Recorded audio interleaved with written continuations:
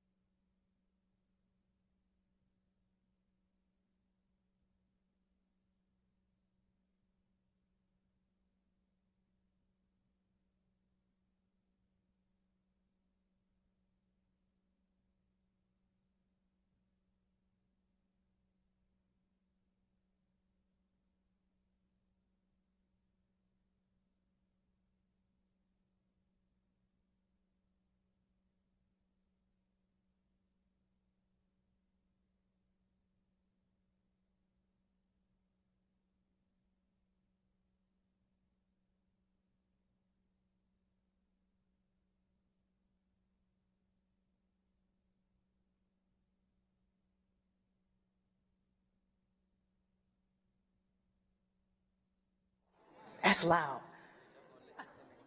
No, we're not going to be that loud. We're going to use our inside voice today.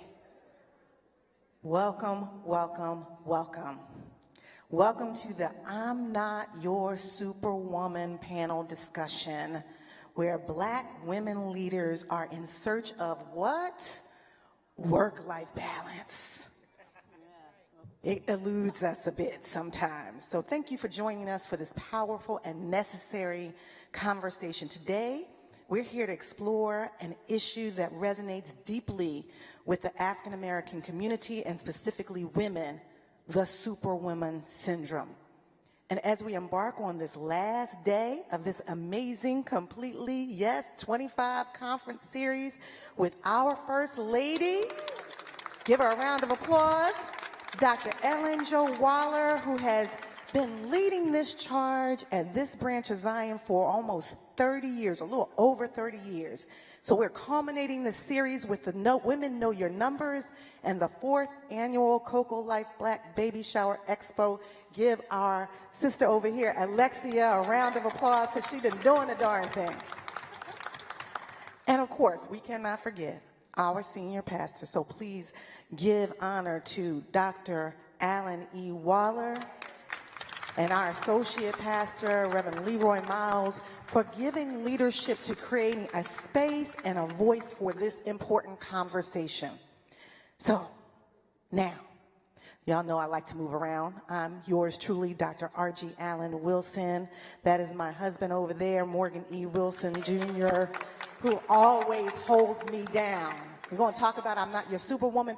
He's the one that holds me up on a daily basis. And we all need someone. It could be a spouse. It could be a friend. It could be our prayer partner. It could be our spiritual advisor. It could be our therapist. Hello. We can have Jesus and a therapist. But it got to be somebody that holds you down. So now it's time to take a breath and reflect on ourselves and our process. So I want you to center yourselves. I want you to put your feet squarely on the ground. I want you to square your head, square your shoulders. You can put your hands in a prayer position or you can put them in this position. But we're going to start with taking breath. Because how many of you all know that life is breath? And as long as we have breath in our bodies, we need to do a better job of taking that breath in our bodies. So if you feel comfortable, close your eyes. And I'm going to count to 3. And I'm going to ask you to just take 3 deep breaths in through the nose and out through the mouth. 1, 2, 3. Breathe in. Hold it, hold it, and out through the mouth like you're blowing through the straw. Breathe in through the nose, hold it, and out. One last time, make it count, everyone. Breathe in, and out. Excellent. Now open your eyes. Feel that renewed breath and refreshing feeling. That's what I want for us to feel every single day. But we got to have a serious conversation. And as you think about the reflection of your life, I want you to be asking yourself a few questions as we get into this dialogue. How did I get here? Am I here on divine purpose? What has my journey cost me? Is there such a thing as work-life balance? And if so, where is it? And why has it eluded me for so long? Well, we're going to unpack all of this in today's conversation with our esteemed panelists as we aim to inspire actionable insights and foster meaningful dialogue about the path forward while we're learning to become our best selves. This superwoman syndrome that we're talking about often places immense pressure on African American women to excel in every aspect of their lives, from their career achievements to community leadership to family responsibilities, caregiving, while simultaneously navigating societal expectations and cultural nuances. This constant demand, give me some like little snap your finger or pinky wave if you feel this. to be all things to all people at all times, everywhere, to everyone, everything, with everything. Snap your fingers if that feels like you. Yes. And it takes a toll on our mental, our emotional, physical, and yes, even our spiritual well-being. Well, we got help. Our esteemed panelists bring a wealth of knowledge and experience and personal insights to this discussion, and they're going to help us unpack the layers of these challenges and explore the practical strategies for balance, boundaries, that B word, right, and self-care. Their voices will not only shed light on these multifaceted issues, but also empower us to reimagine a healthier and a more sustainable path forward. We invite you to engage, to ask questions. I think somebody's going around passing out the little paper so you can write your questions on there. If you got your little paper, wave it in the air like you just don't care. Just wave it. Great. And as we embark on this journey towards understanding, healing, and change. So let's get started. We are honored to be joined by an incredible panel of Black leaders, change makers, shot callers, innovators, difference makers that bring a wealth of experience in political strategy, legal policy, mental health and physical health, media and communication, community and public advocacy, and advancement. But today, that sound good, right? That sound good? That's your panel today. But today, these men and women and men, are going to help us to get our balance back, right? Say, I'm ready to get my balance back. I can't hear you. I'm ready to get my balance. There you go. We're going to get our balance back so that we can do all the things that God has called us to do on purpose and by assignment. So allow me to introduce to some for the very first time, and to others, y'all are just old friends. We first have my friend. She's not my new friend. She's my dear friend, my sister friend. Keir Bradford Gray, Esquire. Give her a round of applause. Keir leads the Marone Law Firm's Civil Rights Litigation Department with experience as a former chief defender of the Defenders Association of Philadelphia, and she provides strategic legal advice to executive leadership, HR teams, and in-house counsel.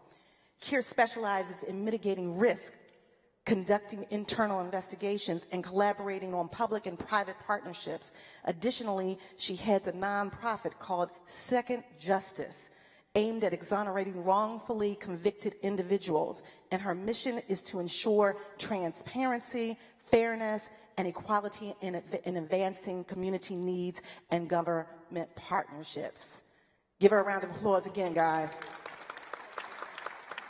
And then we have, see, I got all my friends up here, all my old friends. I got some new friends too. Zakiya Williams, give her a round of applause. Zakiya has her MBA and her MA and is the co-founder and COO of Black Men Heal.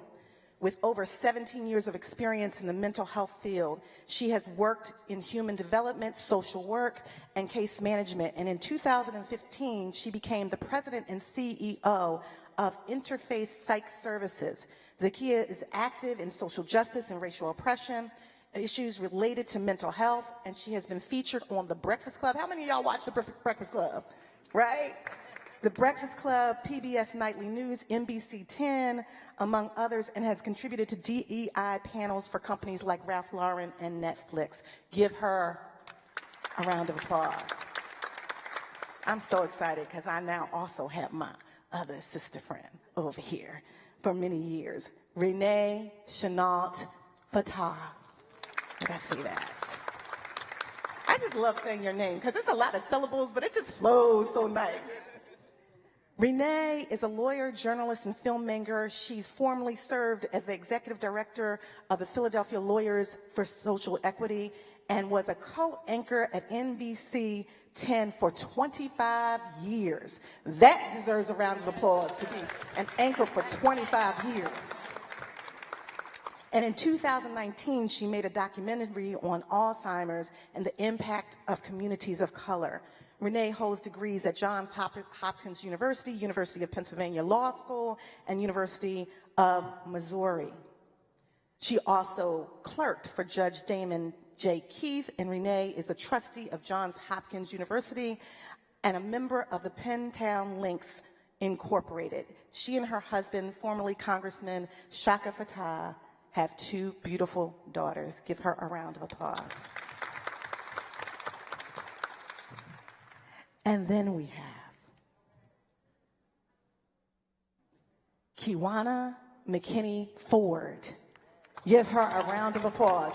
Now, this woman deserves a double round of applause because she showed up, and I know she's going to show out. She is my new sister friend because I like sister friends who, when you call them, they show up. Sometimes within less than 24 hours. How many people need a sister friend like that? So, Kiwana McKinney Ford is the director of the Mayor's Office of Women Engagement in Philadelphia and has held various roles in the city, including serving on the Philadelphia Commission of Women and the Delaware River Port Authority. She has led initiatives such as the 2023 Women's History event, highlighting women's achievements. Kiwana holds degrees in English, communications arts, and has various insurance licenses. She is actively involved in multiple organizations advocating for women's empowerment and civic engagement. Please give her a round of applause. Now, my heart beats. This sister is a bad sister. And she won't always tell you. She's very subdued and kind of modest, similar to me sometimes, but she's doing the darn thing. Alexia, and I'm going to butcher it, as I usually do, Demonier, I like to say it like that, it might be wrong, is the founder and president of Cocoa Life Black, an award-winning international speaker, certified doula, and childbirth educator. She holds a master's in organizational leadership with over 20 years of experience in healthcare administration and public health. She is passionate about advocating for maternal health and doula workforce sustainability. Alexia is a thought leader. Her work has earned her recognition from the CDC, March of Dimes, and CVS Health, as she has been featured as the voice of the U.S. Department of Health and Human Services. That deserves a round of applause, guys, for us to have a voice there. Along with being on platforms like CNN and iHeartMedia. Alexia is a wife, a mother of 2, and is dedicated to building partnerships that support improving maternal health outcomes embodied by her organization's model. We are cultivating a community to support moms, bump and beyond. Thank you. Give her a round of applause. Woo! And now, last but not least, we got that testosterone energy on the panel that's going to help us understand from a male perspective as well as a doctor perspective, a physician perspective about this syndrome that we call the Superwoman syndrome. So, welcome to the panel, Dr. Jabaris Swain. I hope I'm not saying it incorrectly, but if I am, you will correct me. He is the Director of Innovation for the Med Tech business at Johnson & Johnson. He began his pharmaceutical career in July of 2020 and has led various initiatives, including early clinical strategies and health equity campaigns. We need that in our community. Dr. Swain is a cardiothoracic transplant surgeon with humanitarian experience in Rwanda and Haiti. He holds degrees from the Medical College of Georgia, Harvard T.H. Chan School of Public Health, and the Wharton School of the University of Pennsylvania. Welcome. Give him a round of applause. Woo! Now, y'all see why y'all needed to be here, right? Anyone that is in here is in for a treat. So we're going to unpack this by starting with a few statistics. And what I really want us to understand is that nearly 50% of Black women report feeling pressured to be strong and handle everything on their own, which leads to higher levels of stress. Those cortisol levels that we were talking about just a few minutes ago, right? And that's from the American Psychological Association. So I'm going to go first to Alexia. Alexia, when you think about your experience specifically with women who are experiencing maternal health, mothers, you bring that unique experience of being a doula, the unique experience of focusing on Black maternal health. And I wonder if you can specifically talk about how that superwoman syndrome is showing up specifically with regards to maternal health. Yes, thank you so much for the question. A couple things come to mind with it is, one, my own lived experience that I brought to this space. And so about 13 years ago, my oldest junior intern, that we like to call them, I remember being in a very dark place and just wasn't sure of what was happening to me postpartum. I thought I should be very excited about this baby that came and the experiences that I had during pregnancy. I thought it would go away, but it carried over into postpartum. And so I, too, at that time, I was an executive for a health insurance company, got the degrees, so I couldn't work my way out of it, couldn't educate my way out of it, financially couldn't see my way out of it. And I started to see those exact same experiences happening for friends and family members of mine. They are struggling to kind of keep peace in their spirit and elevate joy in it. And so I decided to become what I didn't have. I was called to become what I did not have at the time. And so I think where it shows up a lot, especially for our moms, our expecting birthing people, and our new parents, is this desire to have, to just live, right? To not thrive throughout birth, to just live. It's okay if you just survive birth, and that is not at all what the goal is. And so we go into these spaces and we shrink, and it's kind of counter to what you would think, right? You come in and we're very bold, we have the education, experience to support us, but we shrink in front of medical professionals, and oftentimes that could be because the space has not been cultivated for us to feel like we can be empowered. So where that superwoman syndrome comes in is, I'm not going to ask any questions. I'm going to figure it out. I'm going to do it myself, and I'm just going to make it happen because that's what my ancestors did, and I can do it too. And so I'm just going to kind of put my head down and press through. Yeah, so thank you for that. That whole put my head down and press through. How's that working for us? I mean, that is an old school message, but I have heard the body keeps score, right? And so I want to go to, thank you for that, Alexia. I want to go to your esteemed panelist, Dr. Swain, that's to your left. Given Dr. Swain, your experience as a physician, especially with regards to cardiovascular health,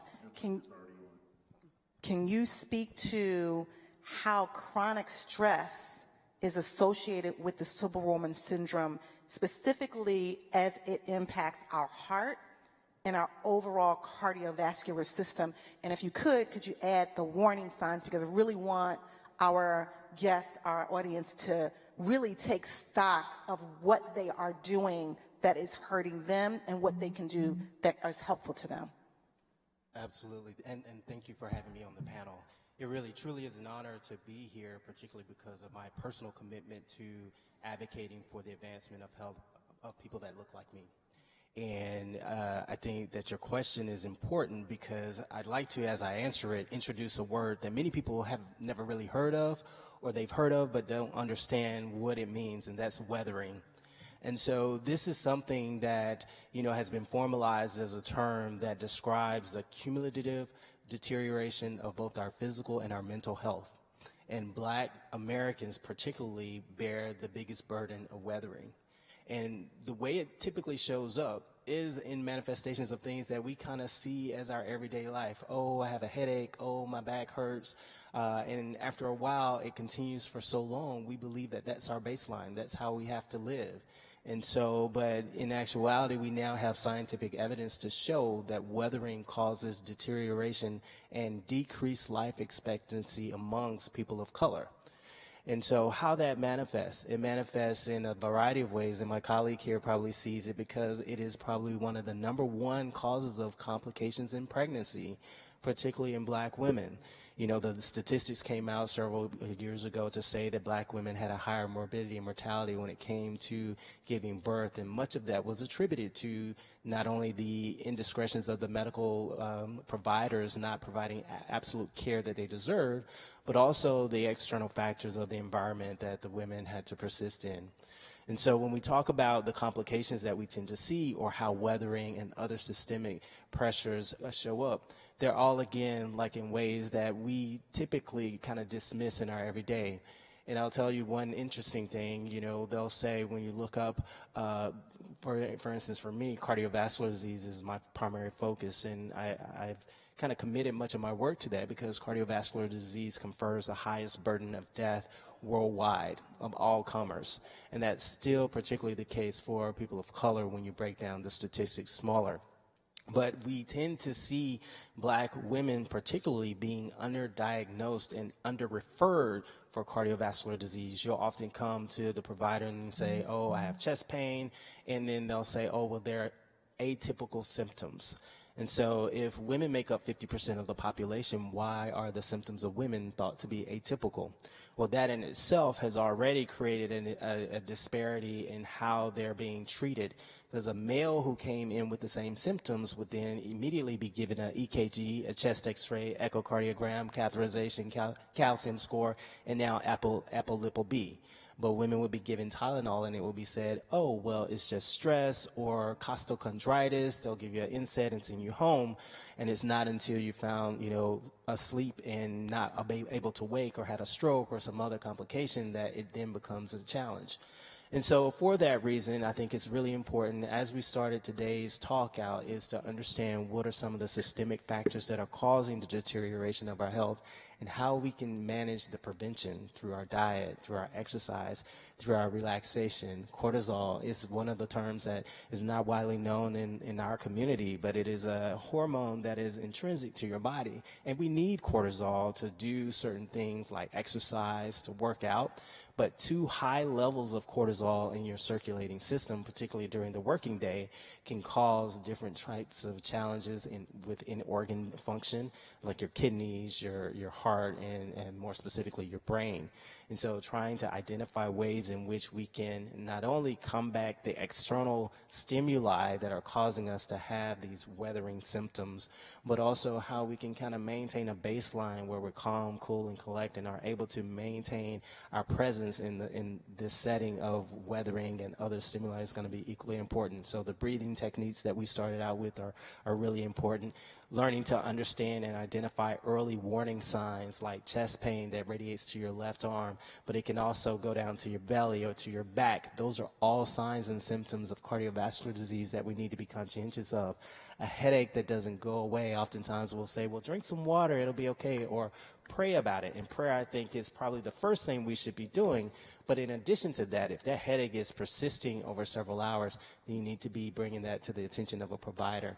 And the last thing I'll say is, you know, the hospital system and the clinics, sometimes it can be a blessing and a curse, because I'll tell you the majority of the folks, and, you know, for a long time it used to be said that people of color don't come to the hospital because we don't have insurance or we present at late stage of the disease. But I can tell you that there are studies to show that that's absolutely not true.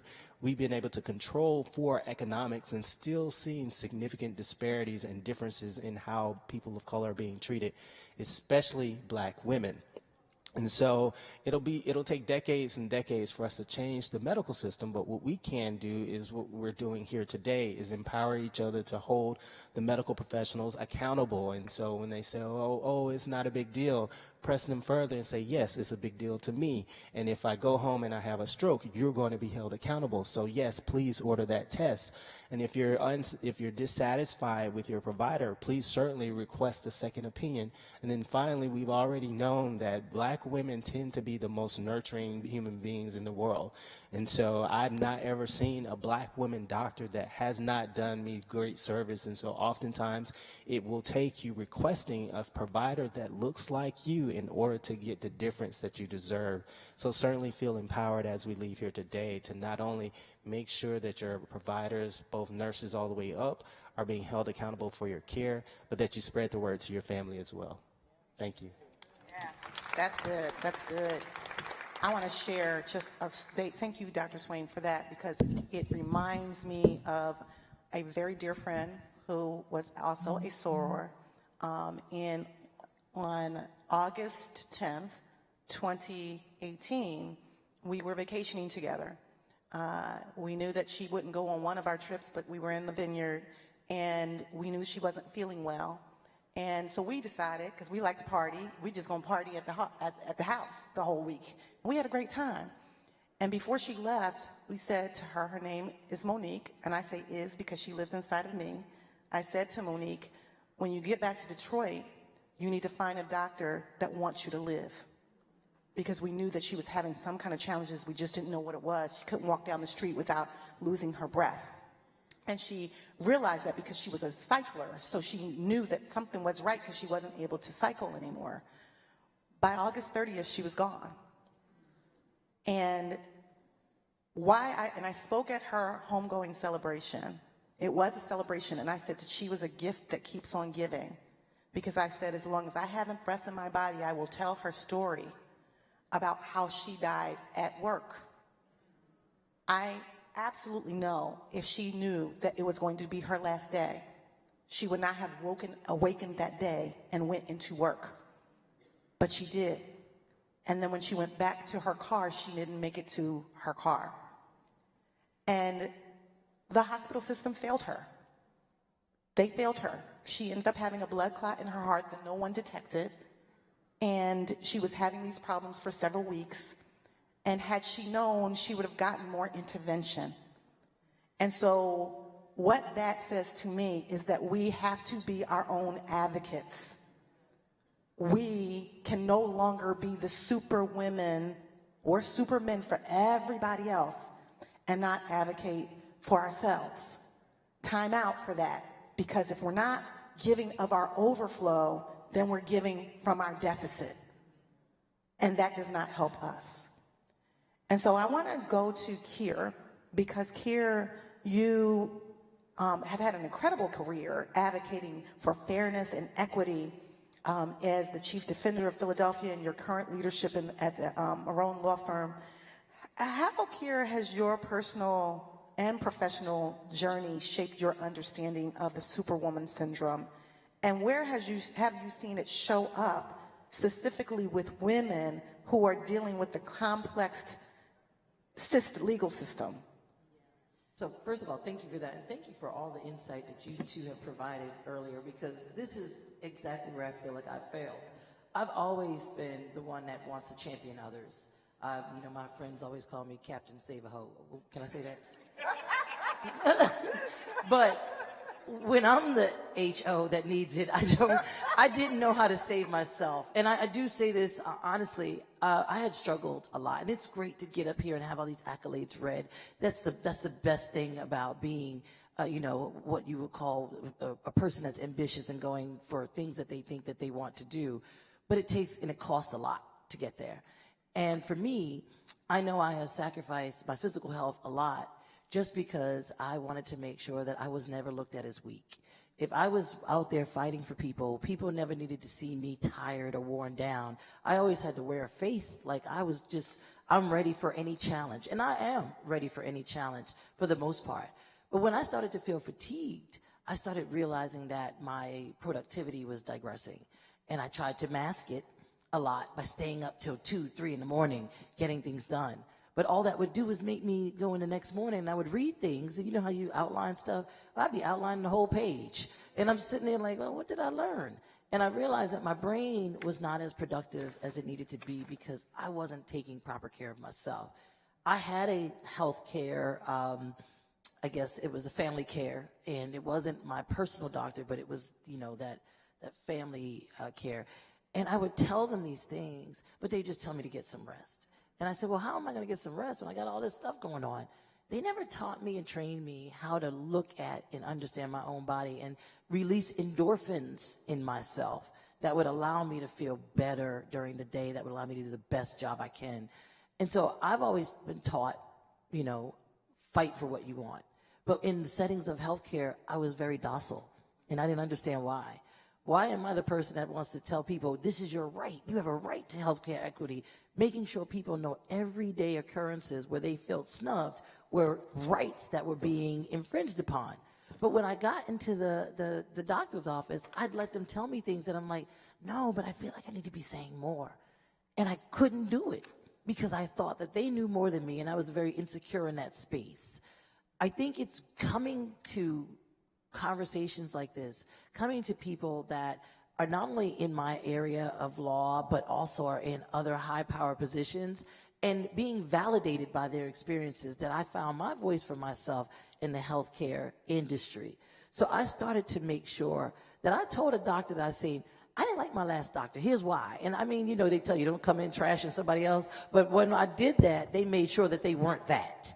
And I started making sure that I kept notes, copious notes of all the things that I was feeling. Whenever I would feel anxious, fatigued, tired, whatever it was, and everybody would talk about brain fog, right? That sounds like it's just a normal occurrence, but no, that's something that's actually not healthy. And I just say, it's just my brain fog. But I need my brain because my brain is what gets me paid. And so I wanted to make sure that when I left that doctor's office, I understood what was brain fog, what was causing it, and what I was experiencing, that you can help me get whatever I needed to do it. Right now, I'm in my 50s, so I'm in this menopause stage, which is a heck of a lot of differences that are going on in my body. And I'm not leaving my doctor without really understanding what is the best path to making sure that I can manage the changes of life that I'm experiencing.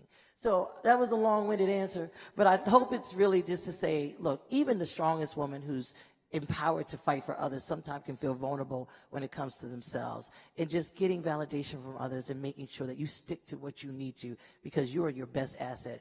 Do that in every chance you get. Yeah, thank you, Kiera. That was awesome.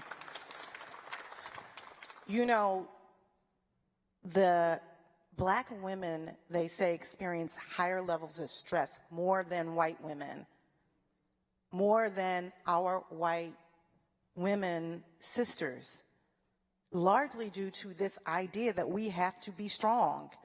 Even depression shows up different for us.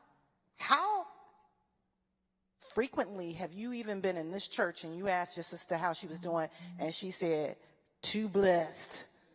To what? Too blessed what? Exactly. How often has that happened? And I often find myself thinking, well, you can't be blessed and stressed at the same time, right? And you can't have Jesus and a therapist? I think you can have two, both, right? But it's the society discourages us from being vulnerable and seeking the help that we deserve. And so I'm going to go to Renee. Renee, you've worked as a lawyer, as a journalist, as a filmmaker, as an executive director, right? Very, very high profile roles. We know in media there is a lot of expectation. Someone told me years ago, it's visual before it's verbal, so people are literally sizing you up before you ever say a word. And this is a woman who's been in the public face for over 25 years in one space. That's a high demand. Did you ever, Renee, feel the pressure to do it all and to show up in a way that was just unobtainable on the inside, but you had to pretend on the outside? How in the world do I respond to that, Dr. Archie? Can I have another question, please? I guess there are a number of things I want to say. One, I just want to thank Enon for doing this. I mean, when you talk about the pillars and foundation of our community, it's Enon. I mean, whether it's spiritual, whether it's talking about our health and our wellness and well-being, whether it's housing security, our legal rights, Enon is always there. So first and foremost, thank you, Enon, for bringing us together like this. You know, I guess I have had the beauty of being, all right, Kier, you talk about, you know, you're in your 50s. I'm in my late 60s. So you can reflect Here, on... Renee, that ain't true. Oh, bless your heart. Yeah, oh, yeah, it is. Oh, yeah, it is. So you can reflect. And sure, when I was in my 20s and 30s, this business about talking about balance, I was totally out of balance. I was totally focused on career. You know, I got married when I was 30. It didn't even make it a year. And then I sort of doubled down on the career and just focused on the career for all of the 30s. And then when I got to 40s and, you know, the proverbial clock is ticking and I realized, well, you have this career, but you don't have this family that you always thought you wanted. And so then as an older mom, I went down that path and felt like I wasn't measuring up at work. Felt like even though I was blessed to have, my parents waited so long to have grandchildren that when I had Cameron, they sold their house in Colorado and moved to Philadelphia and lived right next door to help me care. So I really was blessed to have a support system and I didn't have to worry, you know, about the career. It was going well, but you still felt like you weren't doing what you should be doing or all of what you should be doing. I would go to these classes with other moms who were doing so much and I felt like I wasn't measuring up. At work, you know, you're right, TV is very visual. It was nothing for people to call in and say, girl, you wore that last week, or isn't that getting a little tight? Or, ooh, the edges are nappy.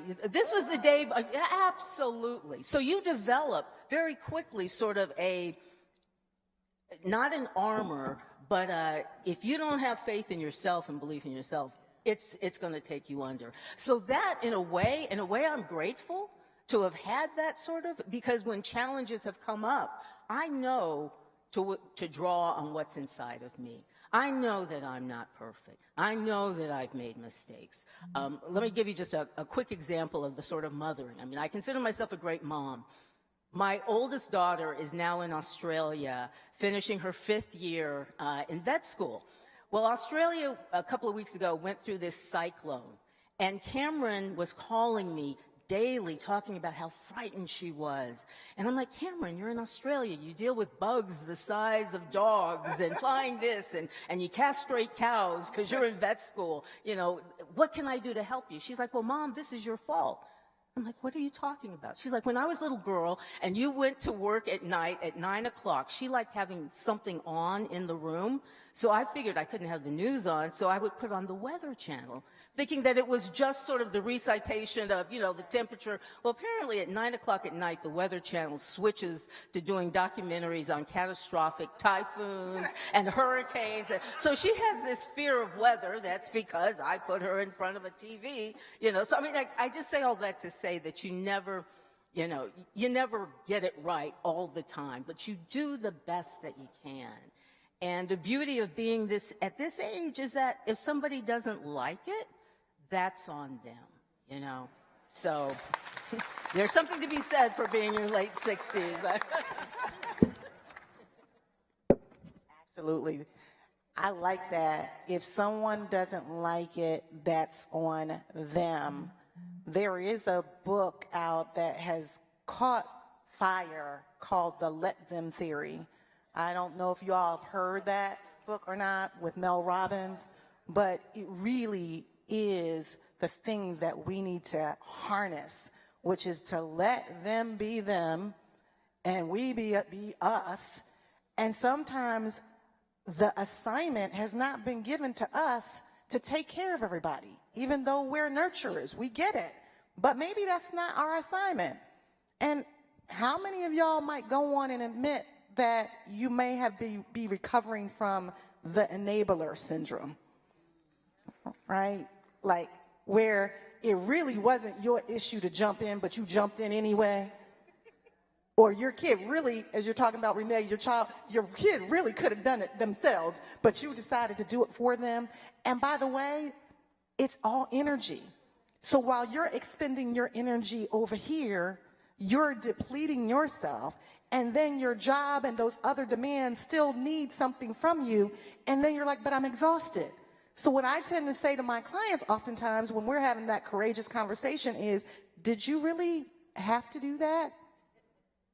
Who told you that that was your job, right? And I know y'all know this language, right?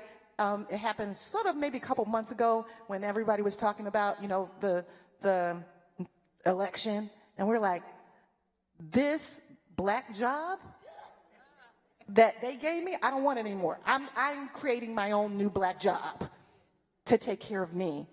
And so that's the work for us. Our self-care and wellness plan. At the end of every session, if you've ever been in session with me, you know at the end of our session, I'm saying, what is your self-care and wellness plan? I sound like a broken record, but it's just a reminder that if you're not taking care of you, then eventually you will hit the proverbial wall called burnout. Kiana, you've done a lot, as all these women and men on the panel have done, but your work extensively on empowering women to step into their leadership roles is pretty profound.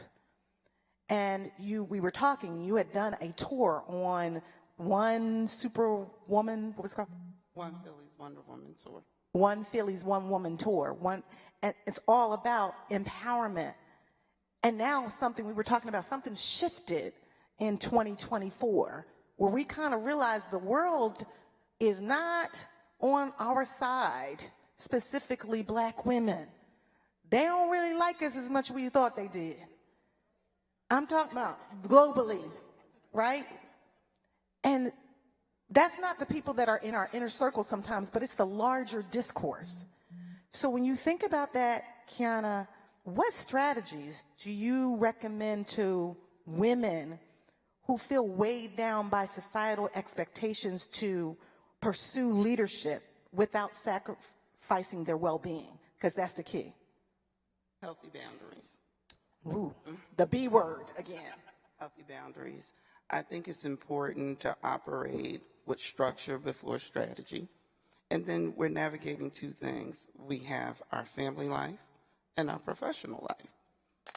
And those healthy boundaries is key. For me as a professional, because I linked on structure before strategy, and the strategy was always organic, and I was always prepared to pivot. That's not where my challenge came in. My challenge came in with family. And it always went back to childhood and having to grow up quickly because my parents fell a drug addiction. So without realizing it, I became a person who could operate under high levels of stress without knowing I was stressed. And then there came that point in life when I said to myself, I have to stop being an enabler. This is actually something my grandparents taught me. They said I had to pick up the mantle for my brothers and sisters because of my parents' addiction. And I was only 12 years old. So in doing so, I grew up as a sister mom to my brothers and sisters and a parent daughter to my parents.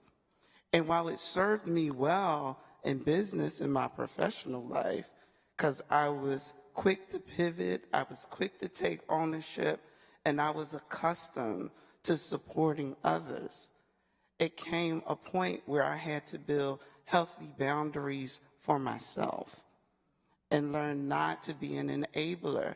And really, it was when my father went into the hospital, I was so stressed out. My blood pressure went up so high that I almost had a stroke. And I learned about cortisol, that chemical reaction to stress. And it led me to then, in my professional life, say, well, we're looking to unite women in this one Philly, because that's a term of uniting. But then Wonder Women, and the plural was important because I understood being a Wonder Woman could take you out of here. So we then depended on the sisterhood and was able to touch and agree about stress and the importance of healthy boundaries. So that's my key, ensuring that in all of your relationships, you create healthy boundaries, understand the importance of ownership and self-care. Thank you. That's good. That's good. That's good. And I want to go to Zakiya next because Zakiya is amazing in her own right. She really is. And this happened, I think, maybe back in the pandemic or before the pandemic when you co-founded Black Men Heal. Men were really struggling, Black men specifically. We knew the fallout from this pandemic was going to disproportionately impact Black people, men and women, with regards to their mental health. And you took the charge, you and your partner, to create Black Men Heal. And what I'm curious about, Zakiya, is that work of influencing the understanding of mental health challenges, how do you believe helping Black men to heal is correlated with helping Black women in their space and place of being healthier? Thank you for the question. I'm just reveling in all of the stuff that I've just heard today. And just one thing that I wanted to say, what you said, Renee, is that I had a coworker that has 3 children. They were back to back. And while I was asking her about the youngest one, about the second one, because she had just had the baby. And I said, oh, how's Caden doing? And she smiled and she just said, he's doing the best he can. And I take that with me everywhere I go, because I just feel like I'm just going to do the best that I can. I do not believe in that strong woman moniker at all. But anyway, as far as how it goes to Black men, I feel like all of us say we started Black Men Heal because we were catalyst of, what did I always say, that we are collateral damage of men who needed to heal. My father, too, was on drugs and in and out of jail when I was growing up and all that stuff. And I think about, as she read all of my accolades and all that stuff, I think about who I could have been if he was really in my life. How much greater could I have been if he was really in my life? And I take that and I feel that because I see the greatness in men, and Black men specifically, I felt like it was almost my duty to start this organization. I feel like when they are good, then we are good. You know what I'm saying? If the men in our community, we save one man from a household, that can influence the community, that can influence the city, that can then influence the world. And I feel like men, as I was telling Kira when we first came in, a lot of men don't take the time for themselves. You know, we go to our brunches and Black Girl Magic and we have all of this, but men, they go to the barbershop or they, talk about sports. They don't really talk about all that stuff because just like you, I am one of 12. I have brothers. If my father's presence affected me this way, it has to have affected them. But just like, no shade, I'm not talking about you, but just like that shirt the brother have on, I'm fine. Men will just say, oh, I'm fine, oh, I'm cool. And it's because and I'm guilty of it too, my son is 24, we have conditioned our men to feel like they're fine. Oh, don't cry. Oh, you a big boy. You're not supposed to cry. You're a baby. You know what I'm saying? If he fell and hurt himself, he fell and hurt himself. You know what I'm saying? The rapper Meek Mill talks about how he has a very powerful song out now, but before then he was talking about how like when he was 9 years old, they were teaching him like how to fight. They say that to little boys, oh, fight. And it's like men still carry that today. We do these shows. We have a group called King's Corner every Sunday at 7, any brothers that want to join. But we took it on the road, and the first year we took it on the road, we went to like Chicago, Atlanta, all of those things, and our theme was Black Men Need Hugs. And, we talked about the 3 H's of the way Black men communicate: head nod, hugs, and handshake. And at the end, we got up and had all of the men hug. And some of them men, it was the first time they ever hugged another man. It was just unbelievable to me. And then last year, we did letters to my father, which was powerful. And one thing, because we're women who started this work, we are intentional of not being in the space, because men kind of act a little weird when we're around. I don't know what that's about. But anyway, we curate the space for them. We have a massage therapist. We have a stretch artist, people that do yoga, all of that stuff. We feed them, all of that. But when we do the actual session, it's just all men. And the letters to my father, we had the older generation of men stand up and give hugs to some of the men, standing in the gap in the place of either the men that didn't have fathers, or they had a bad relationship with their father or whatever. And the men, when we were standing outside, they were coming out of the room crying. Like, they were just so touched by having to write a letter to their father. And it's just, you know, when people ask, like, oh, like when we go to funders, they'll ask like, oh, what's your why? And it's like, first of all, I'm black. They my brothers. You know, like when we get a fund or from like the University of Penn, they always ask like, how do you get black men to, you know, show up? And I always say it's a familial thing. You know what I'm saying? They feel familiar. They feel like we're their family. They know that we care about them, and we treat them like we care about them. We don't call them clients. We call them kings. You know, like we make sure in our pairing system, it's not like, oh, you black and you black. It's like well, not me anymore, thank God, but we go through all the checklists. Oh, this person has this. They'll be good with this therapist. Oh, you know what? Andrea has a motherly spirit. He didn't have a mother, like that kind of thing. We specially curate our therapists so that it can be a good match. And most of our men, 75% of our men continue on after the 8 free sessions. And that's not by mistake. We pair them with people who either take their insurance, or if they are, you know, that they can afford the person, that they can afford their fee, or we have a sliding scale fee so that they can continue on. Because again, like I said, I truly believe that when the men in my life, when they're fine, I'm fine. That's just how I feel. And so I'm gonna, you know, we were joking about self-care and work-life balance. It's like, what's that? But I do try to do it a little bit more now, especially because I'm getting older. But I'm in this fight for the men in my community, and it just is what it is. Yes, yes. Ma'am, Yeah. please. Kiwana? My mic on? Your mic? There it Okay. is. I really appreciate what you said. And I feel the exact same way you do.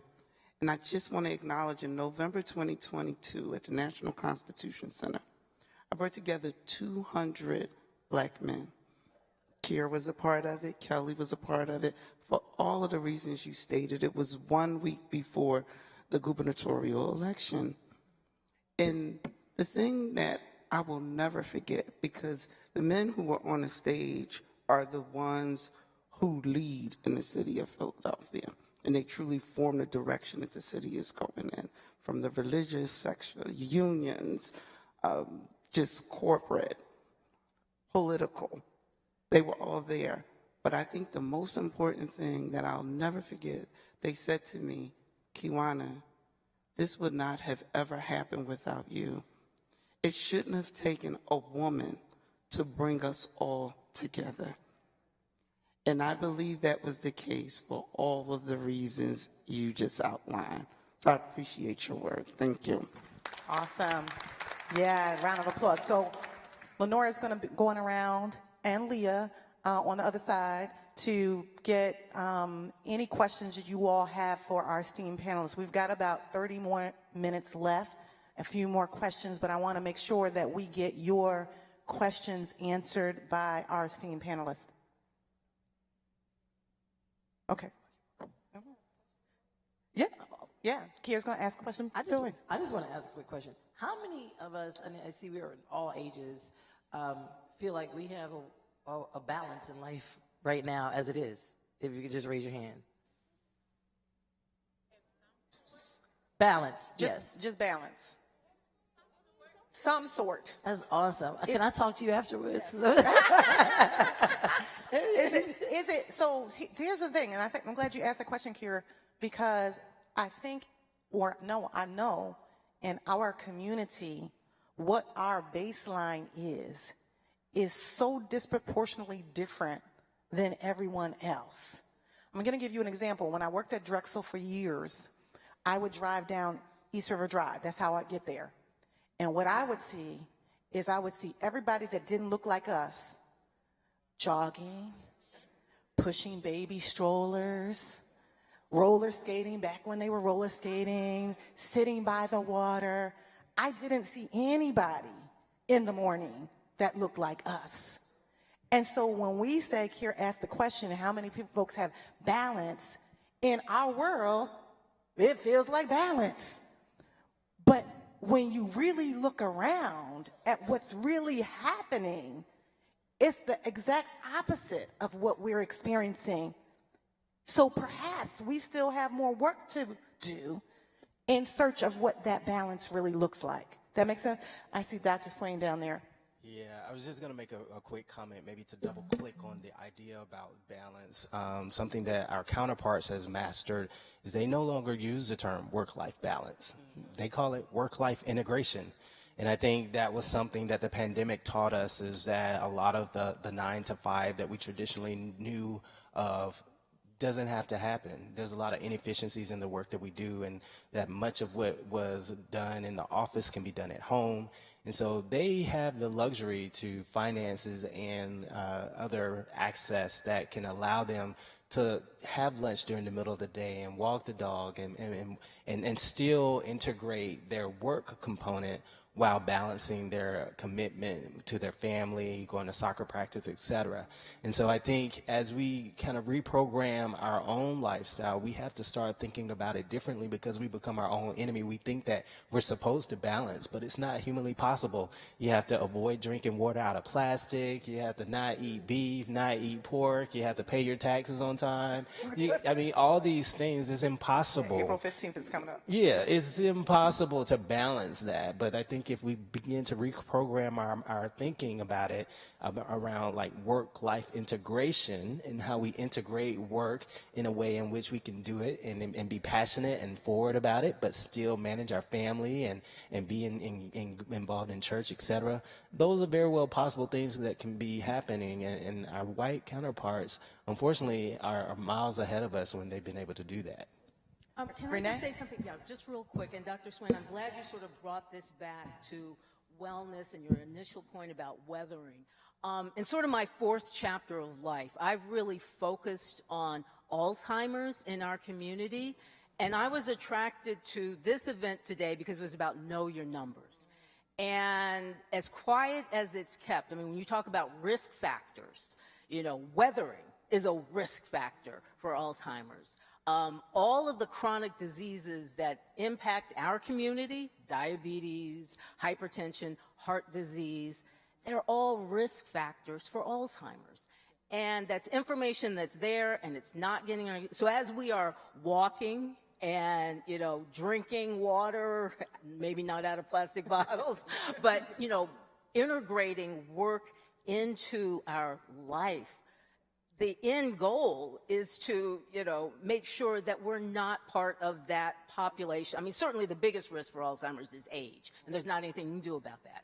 But there are other things that you can be doing now to reduce your risk, and that's one more benefit of us divorcing ourselves from the stress and anxiety that we're talking about and putting things into perspective.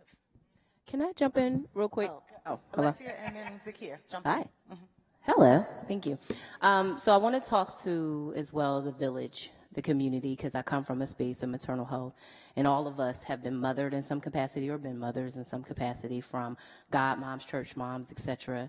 And so one of the things that I loved about what came up here in the diversity of our experiences, it also made me think about the intergenerational conversation that we've also been really intentional about cultivating through the families that we served. And we do that because we talk a lot about family history when we go to the doctors, but not one time have I ever thought about family history being, how far back does this whole superwoman syndrome take me as part of my family history? That's not a question that you ask, right? We ask, you know, do you have a history of diabetes in your family, heart disease in your family? But how often are we considering or asked about the experiences of your family.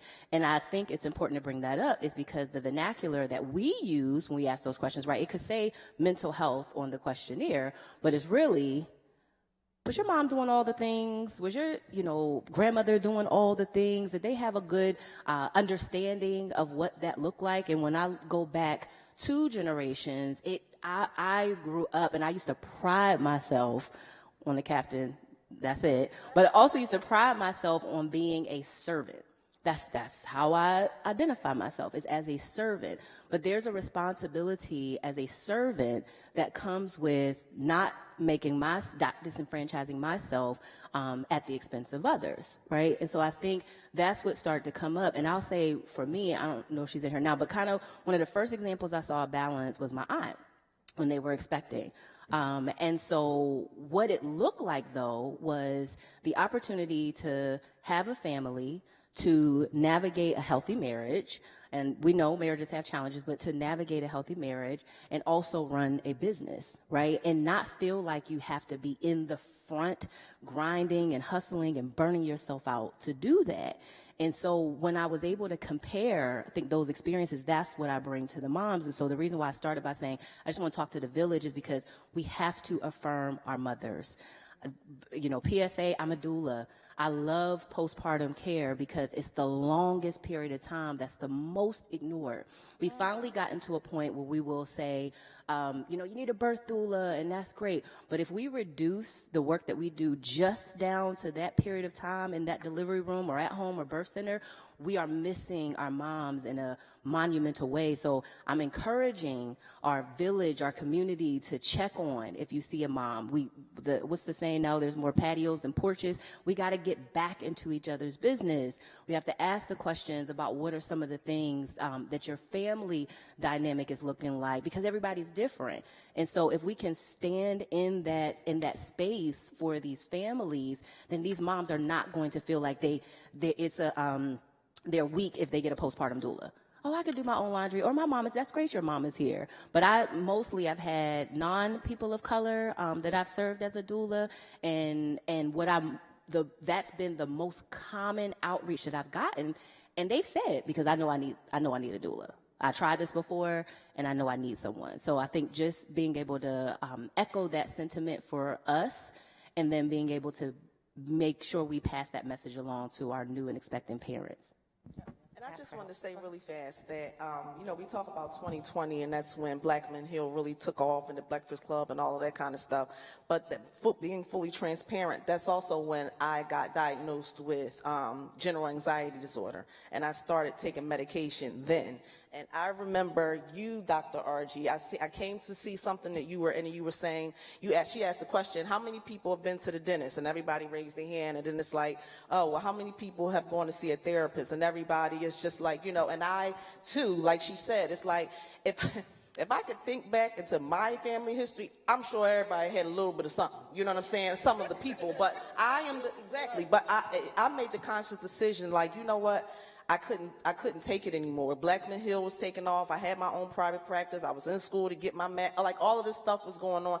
The first week of COVID, my first cousin died of COVID. I just was spiraling, and I remember talking to my doctor, and he suggested Lexapro, which I'm on, and I'm like, what? As Black folk, I ain't taking that. I could just pray this. What? No, take the thing. Do the thing. Take the medicine. Do the thing. Anxiety, all those mental health conditions are really conditions. They're just like physical conditions. So I just wanted to, put that out there in our community. If we have the things, do the things. Go to therapy. Do the self-care. But if you need the medicine, take the medicine. I'm just an advocate for it. Yeah, I just want to add to that real quickly in stating that menopause, women are experiencing that much earlier. And they're connecting it to high levels of stress. Used to be a conversation that would come about in your 50s, now it's coming about in your 30s. Not even the 40s, in your 30s. So that's something that I think is really important. And then the mental health part. I'm a believer, you know, Romans is my favorite, more than a conqueror, verse 31, if God is for us, who can be against us? And yet I understand God heals wounds, and he created professionals to help us deal with our scars. So don't shy away from therapy. But don't you think that that's sort of a generational thing? I mean, I know my daughter's friends, they are very comfortable with getting help. And they have sort of brought me to that place where, you know, if you need to take help, you know, medication, you take it. So that's something I hold on to. The fact that these, you know, the younger generation really in a lot of ways is leading the way. And dementia, another thing that comes before Alzheimer's. My husband's mother, early onset dementia, age 53. She passed at age 70, right before, like a few months before COVID came into play. So be aware of the signs. And actually, Alzheimer's is a form of dementia. So, Correct.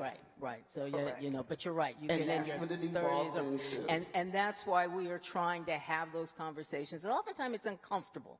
You know, part of our community tends to stay away from or shy away from because of the stigma. We've got to talk about this because I don't know anybody who doesn't have somebody in their family who currently is dealing with this, either as a caregiver or they themselves are going through some issues of decline. Yeah. So we have to watch that stress. So listen, we got about 5 questions here, and I want to make sure that we get enough people these questions answered. You all know me as the person who likes to have courageous conversations, and what you guys are talking about is the community kind of structured things to, if you all ever heard, you don't air your dirty laundry in public. You don't talk about these things, so we keep it close to the nest, and that is hurting us when we're not having those courageous conversations like we're having today. And we're, you know, these conversations, the goal of this particular conversation is it would be a derelict of our duty and our responsibility if we didn't take this conversation outside of here and share it with our loved ones, or say, check it out, the website or wherever it lands. Share this information so that someone else can partake of it and maybe do something different. So first question is, and thank you for these questions. Well, I can sort of answer this. Are there, and maybe you guys can too, are there any podcasts you could recommend for males between 25 and 30 age to deal with life issues? And so there's a lot of podcasts. Everybody's doing a podcast, but I encourage you to check out the Ask Dr. RG podcast every Monday night at 6:30. It's a place where courageous conversations connect. 2 weeks ago, we talked about why you so mad. Why you so mad? Maya's laughing because she knows where the title came from. And then last week, we talked about time and life. You cannot get time back. And there is a dash in between your birth date and your end date. What are you doing in your dash? So we're going to have some good, courageous conversations. There's a book that we are working on and a workbook, Courageous Conversations Connect, as well, a pathway to reset your mindset with intentional thoughts from the inside out. And that's for everyone. Because if y'all know me, I have clients from 18 all the way up to 80-something. Nowadays, their children are referring their parents to me. So it's a good thing. If you all know of any other podcasts, Renee, Kier, you know, that one. Okay, all right. Second question. I think it's another one called Just Heal Bro. Just Heal Bro. I think I heard of that one. Just Heal Bro. That's good. That's good. And then we also have some, maybe we can get with Leroy Miles to put some other resources, because I found some other resources. Maybe we can put that up on the website as well. Second question, mentally getting ready. This person is mentally getting ready for retirement. She says, she or he, when you are used to daily getting up and out for work, how do you purposely and effectively get through the day without being bored and stay active? Anybody want to take that? Oh, let me take that. Because that has truly been a struggle. All my life, since I was 16, I have worked. And when I stepped down from Philadelphia Lawyers for Social Equity, I said I was retiring. And that worked for about 2 months. And I thought, I'm supposed to be doing things. So I think the way to retire is to find things that you are passionate about. So you're really not retiring. You're not going 9 to 5. But you have to, I personally think, I guess there are people who can just travel and sit around and watch TV and, but I think that gets old. I know it gets old quickly. Find something you're passionate about. Like I said, I've immersed myself in this Alzheimer's issue. Philly 250 coming up next year. I've decided, Sarah Lomax and I, we are working on a project, 250 narratives of African Americans, past and present, known and unknown, telling our stories, because we know there's an effort now to do away with our stories, diminish our contributions. So, there are a million things out there that you can get engaged with, So That's good. That's good. And they have done a study on the blue zones, right? And I know you all know about this. And the commonalities aren't exactly eating, right? The foods. It's community, right? Well, you want to speak to Dr. Swain? Because I see. Oh, no, just that's another kind of hidden passion of mine. But for those who aren't aware, there are 5 blue zones in the world. There's only one that's located in the U.S. It's in Loma Linda. The others are in Santa Teresa, Costa Rica, on the Nicoya Peninsula, Okinawa, Japan, and then there are 2 others in the southern of France. But the commonality, as you pointed out, are that these are places that have the highest number of centenarians, or people that live to be 100. And the studies that have been able to propagate the support of the data show that these people are thriving, not only because they're eating whole foods and they're getting out and exercising, but because they also have community. They're out of the way of smog. They don't have weathering in their environments, and they're able to have a kind of a longevity spans that outweighs and outlasts most any other places in the world. But there are 5. Anyone who's interested in learning more about it, there is actually a Netflix special on it. I forget what it's called, but if you type in Blue Zone, it should come up. But it's become the topic of a lot of information. But what's interesting to me, and as always something that I took to heart, was that none of the blue zones exist on the continent of Africa. Thereby, by association, there's not a large population of people of color that are located in what they call blue zone. And a lot of that has been because on the continent, many of our civilizations, cousins, uncles, aunts, relatives, loose associations of the diaspora have been, victimized, colonized, etc. And so I haven't had the opportunity to live freely. But my thought is that there probably are individuals in those places that have lived to be 100 and beyond, but the data's not there. Nobody's checking for them.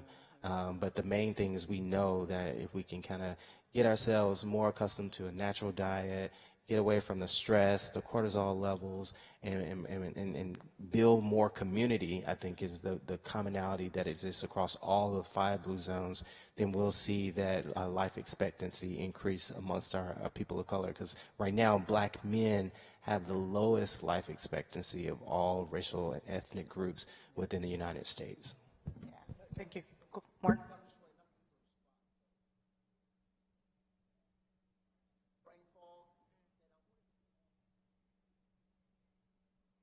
About the gut-brain connection.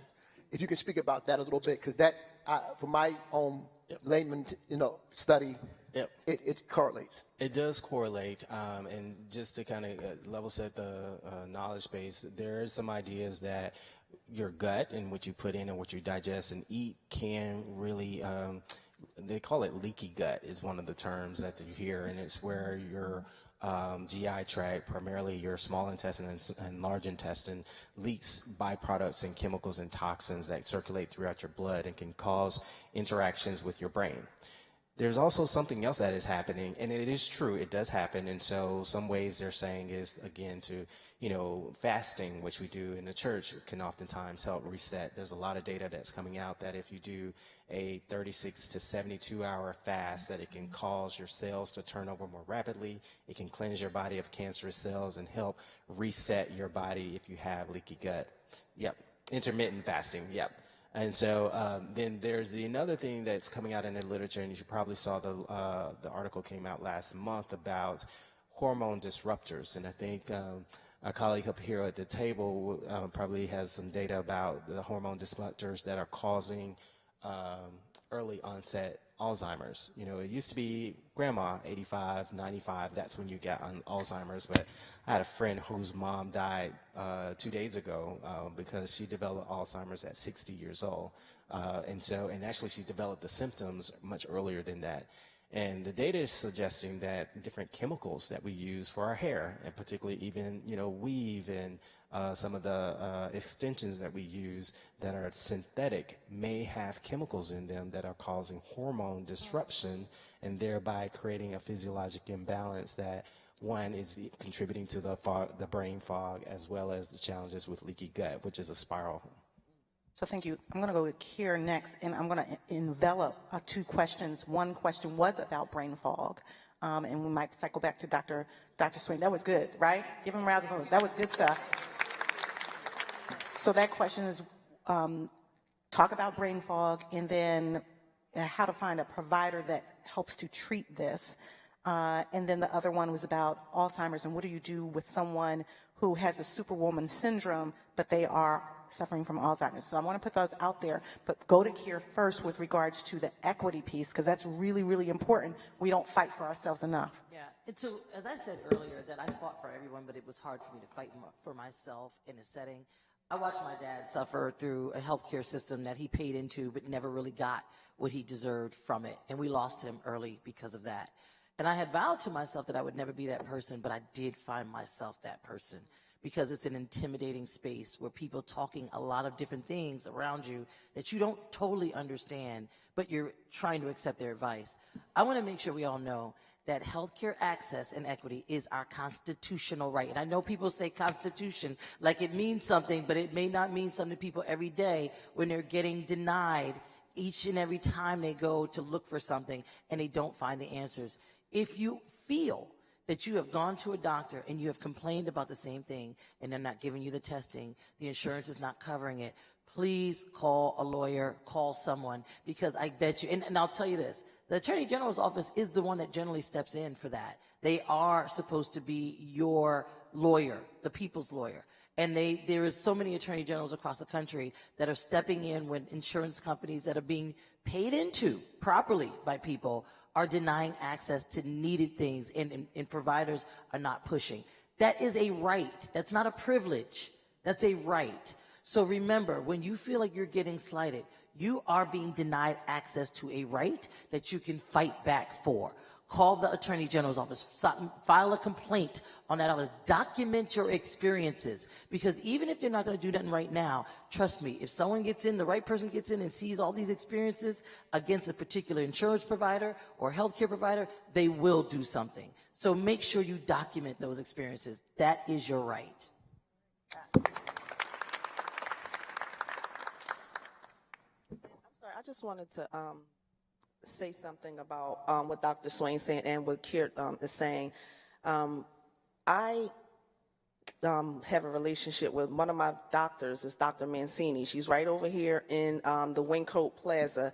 She's a black GYN, and it has completely made a difference. I mean, the appointments are long, don't get me wrong, but we need that information. Dr. Mancini is the best. Yeah, and I'm glad you said that, because she is losing funds now, and she needs more patients. But it was just a completely different experience sitting across from a black woman. The things that she talked to me about, the appointment again was long, but I felt like she was, you know, one of us, you know what I'm saying? And then the other one is, I looked it up, foundations. This is for people who don't have insurance. Her name is Dr. Shabazz, and she does like a concierge of medicine. You can go to her, you pay $1,200 a year, unlimited visits. She'll do prescriptions. She has a relationship with LabCorp that she can give you like a sliding scale fee to get your labs and stuff done. Dr. Shabazz, Foundations, she's a black doctor.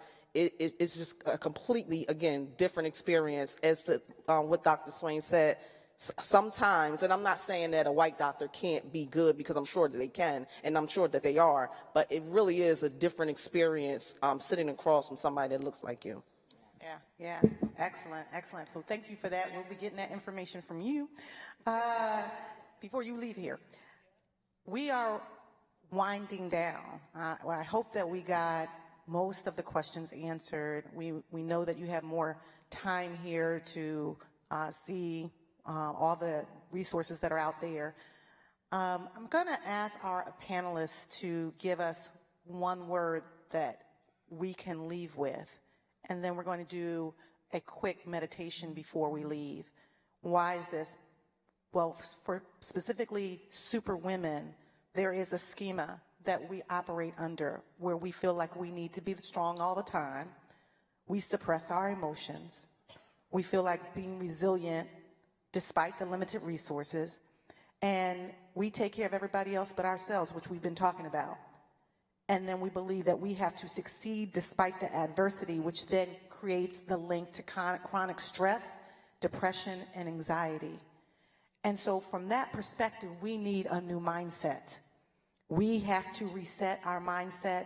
We need to learn how to say no, that it is a complete word, no. Our self-care matters and we matter. And so as we go down the panel, this panel has been amazing, has it not? If you, starting with Kier, could give our audience one word to leave them with. I like to call them anchor words. If you've ever been in therapy with me, you know at the end I'm going to ask you about your self-care wellness plan, and then I'm going to ask you what is your anchor word that you're going to journal about, and it allows you to carry that with you through the days or the weeks until you meet with me again, or that can even be your staple and the grounding. So what is the one word that you would impart upon our audience? Well, for me, it's just validation. That's what I would say. Validating myself and validating it through experience of others. Excellent. I would say truth. Be true to yourself. Again, and when people ask me how you doing, if I'm not fine, I'm like, not good. So just be honest. Honesty and truth. First, let me give the number for the Alzheimer's, because the person who asks about what they do with the loved one who thinks they're superwoman, call the Alzheimer's Association. They really can provide some assistance. The number is 800-272-3900. My word would be community. Create a community, whether it's, friends, your family, people you have something in common with. That's what has sustained me over the decades, community. Mine would be love. Love yourself. God is love. So be sure to love you. I'm going to do a PSA too. If you know anyone that's interested and needs a doula, cocolife.black, that's the website. It'll be a phone number one day, but for now it is the website. And since Ms. Renee took my word, I'm going to say, I wrote down another one though, and I'm going to say grace. Give yourself a lot of grace. And I'll wrap it up with one final word, and that's exhale. Don't wait. Exhale. Excellent, excellent. And so grace and exhale and truth and, did I miss who? Validation, right? And love. The goal is to take that with you. Hide it in your heart. Hide it in yourself. Then share it. But by all means, take care of you. You matter. We're going to take our last breath in this session, but it will not be your last breath today, for sure. And share that deep breath works. The doc knows that we have shallow breath. Deep breath works. So as you square your shoulders and you posture yourself and you ground your feet, close your eyes. And the sound of my voice, as you're holding on to those words, I'm going to ask you, when I said count to 3, to take one collective deep breath. 1, 2, 3. Breathe in and out. Thank you, everyone. Give them a round of applause. Excellent. Thank you, RG.